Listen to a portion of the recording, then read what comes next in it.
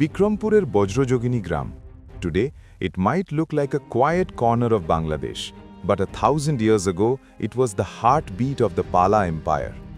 আমাদের নায়ক চন্দ্রগর্ভ, Atisa's birth name, রাজ পরিবারে জন্মেছিলেন. He had everything, palaces, servants, and a future throne. কিন্তু তার মাথায় ছিল অন্য চিন্তা. While the world was fighting for land, he was fighting for enlightenment.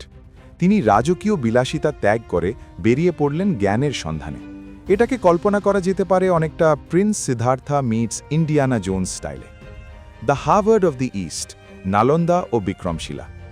Atisa didn't just study, he mastered everything: logic, philosophy, medicine, and the inner science.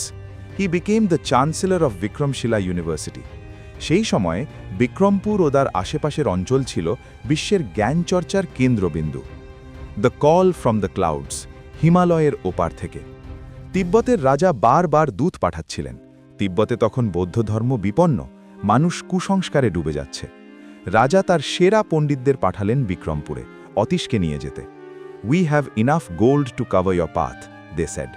Atish হেসে বললেন, I don't need gold, I need to serve humanity. The great track, দুর্গম পথ চলা. Then began the most epic journey in history.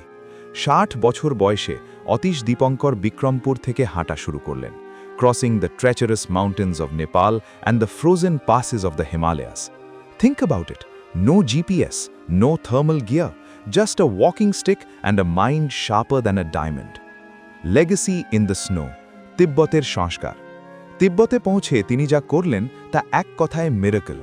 He didn't just teach religion, he taught them science, health and a way of life.